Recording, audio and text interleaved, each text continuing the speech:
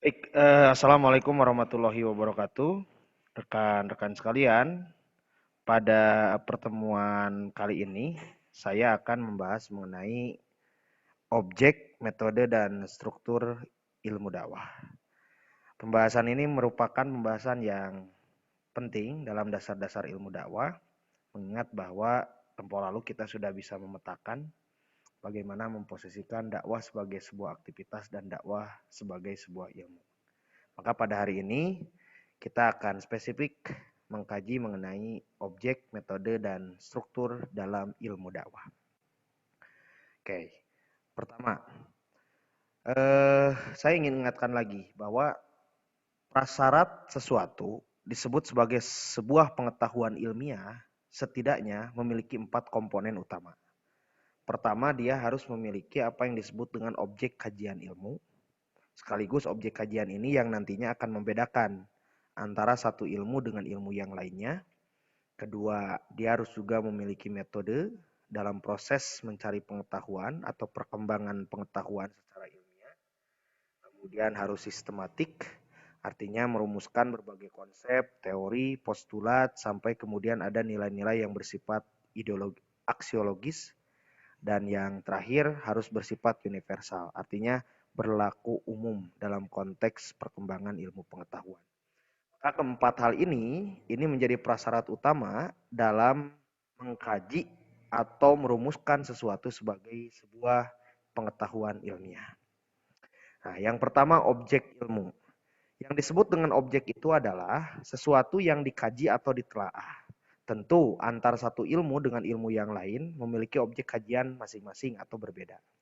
Misalkan ilmu sosial jelas memiliki objek kajian yang berbeda dengan ilmu eksakta.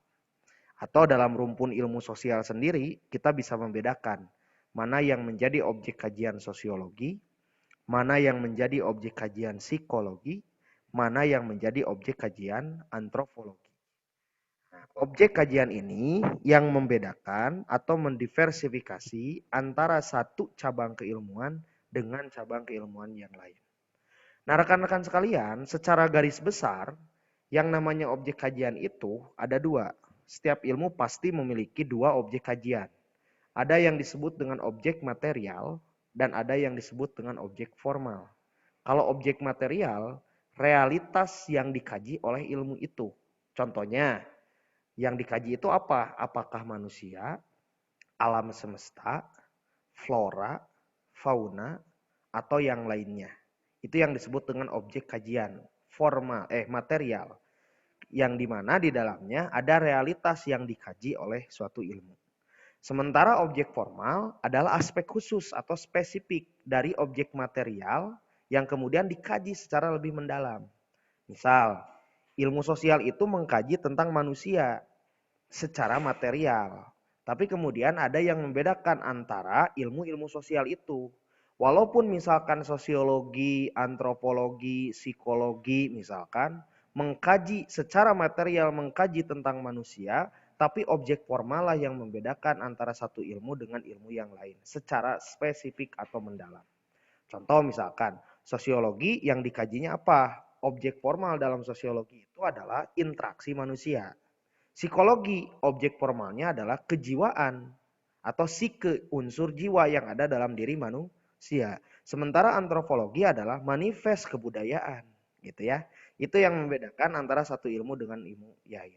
Jadi objek material itu realitas kajiannya secara umum, sementara objek formal itu aspek khusus atau spesifik dari objek material yang dikaji oleh suatu ilmu. Nah, bagaimana dengan ilmu dakwah? Setidaknya kalau kita memetakan berdasarkan objek kajiannya, ilmu dakwah itu, objek material dari ilmu dakwah adalah perilaku manusia yang berkaitan dengan ajaran pokok Islam yang bersumber dari Al-Quran maupun As-Sunnah begitu, termasuk di dalamnya manifest dari ajaran tersebut dalam segala aspek dan kegiatan atau kehidupan manusia. Itu objek material ilmu dakwah.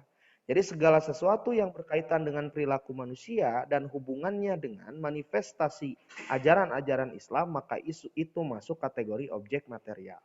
Sementara yang menjadi objek formal dalam ilmu dakwah adalah perilaku keislaman. dalam upaya melakukan amar ma'ruf nahi munkar. Makanya nanti dalam objek formal ini kita membedakan bentuknya.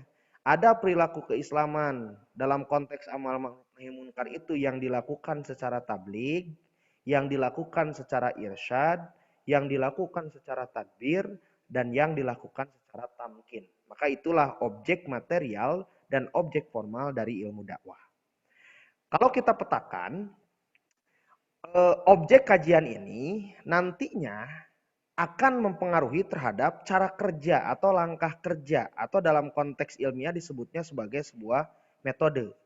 Maka setelah kita berhasil memetakan apa yang menjadi objek kajian dari suatu ilmu, pertanyaan selanjutnya bagaimana langkah kerja untuk mendalami, menganalisis, memahami gitu ya, hal-hal yang berkaitan dengan objek kajian suatu ilmu itu.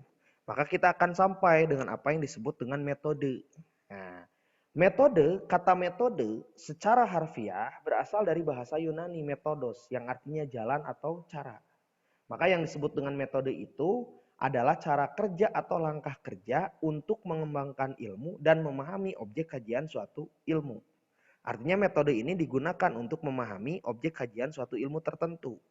Ya, tentu di dalamnya juga ilmu dakwah membutuhkan sebuah metode sebagai kerangka epistemologis untuk memahami sebetulnya cara kerja ilmu dakwah itu seperti apa begitu.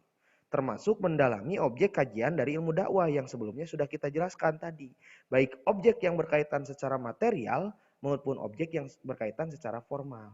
Maka metode ilmu dakwah itu adalah cara kerja yang ditempuh oleh ilmu dakwah dalam menggali, merumuskan, mengembangkan teori-teori dakwah, bahkan cara kerja dalam memahami objek ilmu dakwah tadi. Apa itu objek ilmu dakwahnya? Perilaku keislaman, baik dalam bentuk tabligh, irsyad, tadbir maupun tamkin. Nah, kalau kita merujuk kepada beberapa pendapat, maka kita akan dapati beberapa ragam metode ilmu dakwah. Setidaknya ada beberapa pendapat. Misalkan yang pertama dari Amrullah Ahmad. Bagi Amrullah Ahmad begitu, metode ilmu dakwah itu dapat dikategorikan menjadi 5 metode utama. Pertama ada yang disebut dengan pendekatan analisa sistem dakwah.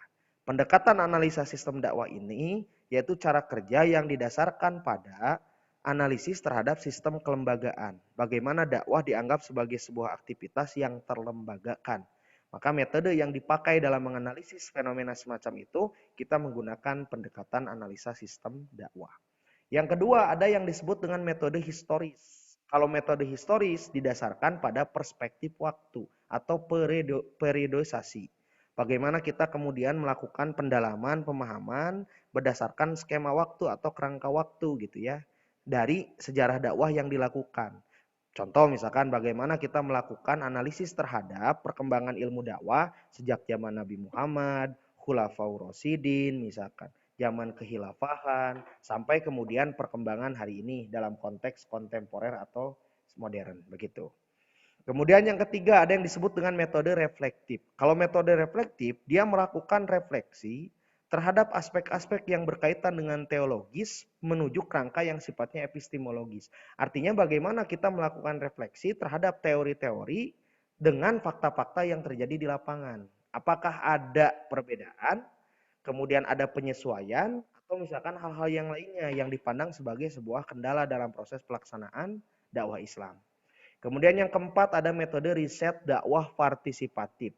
Di mana dalam metode riset dakwah partisipatif ini lebih memahami dakwah sebagai sebuah fenomena aktual yang tidak hanya didasarkan pada gejala-gejala yang terjadi di masa lalu, tapi juga berorientasi pada masa kini dan masa depan. Artinya apa yang terjadi gitu ya, aktivitas yang terjadi pada dakwah dakwah di zaman Nabi, yaitu ada orientasi yang kemudian dipandang relevan dan tidak relevan dalam konteks kegiatan atau aktivitas dakwah pada hari ini ataupun di masa yang akan datang.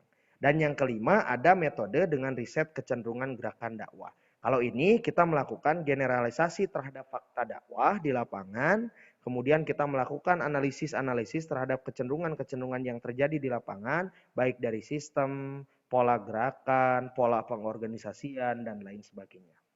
Sementara yang kedua, menurut Sukriyadi Sambas, metode dakwah itu terbagi 3. Ada yang disebut dengan metode istinbat, kalau metode istinbat, dasar utamanya ini merujuk kepada Al-Quran dan As-Sunnah. Istinbatul hum, bagaimana kita mengambil satu metode ini dilakukan dengan cara mengambil dasar hukum yang didasarkan pada nas Al-Quran dan Al-Hadis. Kemudian yang kedua ada metode iktibas. Kalau ini merujuk atau meminjam bantuan dari ilmu-ilmu sosial. Bagaimana kemudian kita menggunakan teori-teori dari ilmu komunikasi untuk mengamati gejala-gejala dakwah di lapangan. Atau kita menggunakan teori-teori dari ilmu sosiologi, dari ilmu psikologi, atau ilmu-ilmu lain yang relevan yang dipandang mampu membantu pengembangan dalam konteks keilmuan dakwah ini. Itu iktibas. Sementara yang ketiga ada metode istiqra. Kita melakukan penelitian baik secara pustaka maupun lapangan. Jadi istiqra itu lebih didasarkan pada hasil-hasil penelitian. Nah, dalam prosesnya kita harus memegang 3 prinsip utama dalam proses pengembangan metode ilmu dakwah ini. Ada yang disebut dengan prinsip al-muru'ah, artinya prinsip konservasi, upaya melestarikan nilai-nilai utama gitu dalam konteks keilmuan dakwah yang didasarkan pada nas Al-Qur'an. Kemudian ada metode at-tahditi, kita melakukan proses inovasi dalam setiap kajian-kajian keilmuan dakwah. Dan yang ketiga ada prinsip yang disebut dengan al-ibtiqari. Artinya kita melakukan kreasi terhadap pengembangan ilmu dakwah.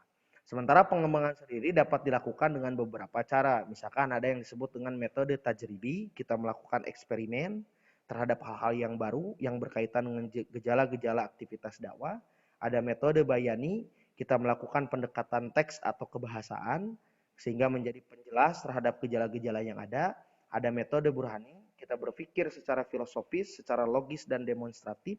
Dan ada metode irfani, kita melakukan pendekatan zauki, artinya eksoterisme atau melakukan pendekatan sufisme dalam konteks pengembangan ilmu dakwah. Nah, yang terakhir, objek dan metode ini pada akhirnya nanti akan melahirkan struktur keilmuan dalam konteks dakwah.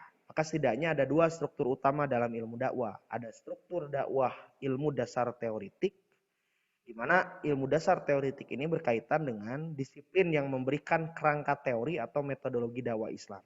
Maka dalam ilmu dasar teoritik ini biasanya berkaitan dengan prinsip dakwah, paradigma ilmu dakwah, kerangka teoritik dakwah, sistem dan metodologi dakwah Islam. Maka hal-hal yang berkaitan dengan ilmu dasar teoritik ini, misalkan kalau dalam konteks pembelajaran di perguruan tinggi, kita akan mengenal apa yang disebut dengan dasar-dasar ilmu dakwah, filsafat dakwah, sejarah dakwah, etika dakwah, psikologi dakwah, metodologi dakwah, dan lain sebagainya. Sementara yang kedua ada yang disebut dengan ilmu teknik atau ilmu terapan.